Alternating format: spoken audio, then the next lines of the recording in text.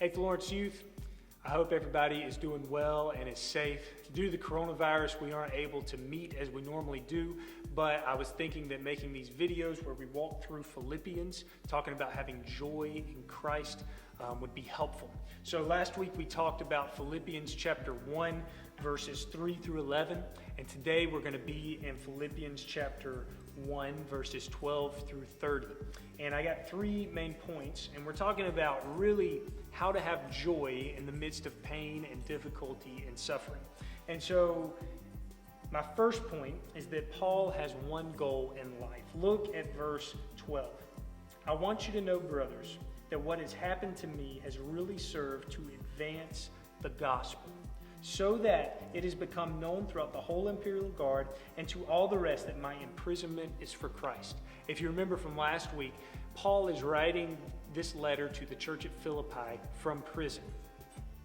And we were talking about how he can have this joy and have this excitement even though he's in prison. And the reason he can is because he has one goal, and that is to advance the gospel.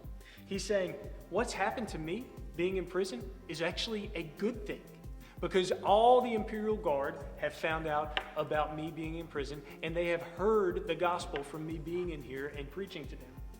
And also, my brothers, verse 14, having become confident in the Lord by my imprisonment, are much more bold to speak the word without fear. So people on the inside in prison are hearing about the gospel of Jesus from Paul, and then people on the outside are spreading the gospel even more boldly. So we see here that when you have this singular goal to advance the gospel, even though you're in prison, even though things are tough, you can have joy in Christ. This week we have been trying to think of things to do with the kids, and we had this old slide that's not attached to anything out back behind our house. And Katie had the idea to build it into this hill out in our yard. And so our neighbor brought over a bunch of dirt and dropped it off. And I shoveled this dirt so that the slide is situated on a hill. And it's a little more difficult than you might imagine, but I was actually having to carve out a place for this slide to go, and it's got a curve. So I was out there in the heat with a shovel, and I'm digging and shoveling dirt and trying to get this slide situated just right. Now, it was not fun shoveling dirt in the heat in the afternoon, but I had this goal. I imagined seeing my kids going down the slide with a smile on their face. And even in the difficulty of shoveling dirt and sweating and not enjoying it, I found joy because I was accomplishing that one thing. And in the same way as believers, if you are going through suffering, yeah, it's not fun. It was not fun shoveling dirt, but we can have joy in it, looking for the end goal. And so while we're quarantined at home, while things are different, while things are tough, or any time that there's suffering in your life, think, how can God use this to advance the kingdom? How can God use this to advance the gospel? So number one, Christianity has one goal, and that's to advance the gospel. The second point I want to make is that Jesus is our prize and not this world. Jesus is our prize and not this world. Look at the end of verse 18. Paul says, "And yes, I will rejoice, for I know that through your prayers and the help of the Spirit of Jesus Christ, this will turn out for my deliverance." Verse 20, "As it is my eager expectation and hope that I won't be ashamed, but with full courage, now as always, Christ will be honored in my body, whether by life or by death. For me to live is Christ, and to die is gain." Wow. Paul is talking, and he's saying that to live is Christ and to die is gain. I can have joy and confidence whether I live or whether I die. Why? Because Jesus is my prize and not this world. Too many of us find our joy and our happiness and our fulfillment by all these other things. And we're finding that all of these things are taken away, and it might leave you feeling depressed, anxious, worried. Right? People are losing jobs. You as students aren't able to play sports like you normally would, aren't able to connect with your friends, go to school. All of these things are being removed. And we're really seeing what our prize is in this world. And too many of us treasure the world and everything it offers more than we treasure Christ. And I would encourage you now, take this time while you're isolated, while things are different, while you have everything stripped away, and set your eyes on Jesus. And say, Jesus, I don't need the rest of this world. I don't need any of these other things to make me happy or to bring me joy, but I just need you. Jesus is our prize and not this world.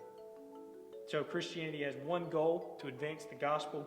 Jesus is our prize, not this world. And finally, Paul tells us to live a life worthy of Christ. Look at verse 27. Only let your manner of life be worthy of the gospel of Christ, so that whether I come and see you or am absent, I may hear that you're standing firm in one spirit, with one mind, striving side by side for the faith of the gospel. So, what does a manner of life worthy of the gospel look like? Well, I will say it in three ways, because that's what Paul says. The first thing, that you're standing firm in one spirit, means that we are unified as a body of believers. We're standing firm together. We're not shaken by the coronavirus, by this isolation, by all these things, but we find ways to connect, and we find ways to stand together for Jesus during this time. Number two, look at verse 28. Not frightened in anything by your opponents. This is a clear sign to them of their destruction, but of your salvation, and that from God. So, we're striving side by side for the faith of the gospel. Number two, we're not fearful. We know that Jesus has already won. We know that he will bring us through this. We know that even death, like Paul talked about, is not going to matter, because we are going to be with Jesus in the end. So we aren't frightened by anything. And then finally, number three, how to live a life worthy of the gospel, is found in verse 29. It says, for it has been granted to you. So Paul says, you have been granted something. Somebody has gifted you something, right? It has been granted to you that for the sake of Christ, you should not only believe in him, but also suffer for his sake. Did you catch that? Paul is saying, you have been granted, you have been given this gift of suffering. Now that's hard to understand, but Paul sees the blessings in suffering. Jesus uses suffering. God can use suffering to make us more like himself. There's this hymn that I love, How Firm a Foundation. And it says this, the flame shall not hurt you, my only desire, the dross to consume and your gold to refine. And back in the day, or they still do this with gold, is that they would put all this gold in a big pot, and it was had all this debris and all this junk in it. And they would put the gold in there and they would heat it up. And as it began to heat up, all the impurities and imperfection would rise to the top, and the pure gold would be left in the bottom. And it would come up, and they called that the dross, and they would wipe away that dross, and you would be left with this pure, refined gold. And sometimes God chooses to use suffering in that way. He refines us and he shapes us, and he makes us more like himself, and he pulls those impurities and sin and imperfections out. Because in suffering, you're faced with, who is my one passion? Who am I going to choose in this world? And you either choose Jesus or yourself. And so I would encourage you today, choose Jesus during this time.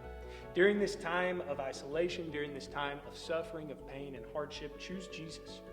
See the blessings that come from suffering. So, Christianity has one goal, to advance the gospel. Jesus is our prize and not this world. And live a life worthy of the gospel of Jesus Christ by standing firm with each other, not being fearful in anything, and finding blessings in sufferings. Florence students, I hope everything goes well for you this week. Please log in for our Zoom meetings. I'd love to chat with you, hear ways that I can pray for you. Wednesday night is for middle schoolers, and Sunday nights are for high schoolers. Thanks again. Have a blessed day.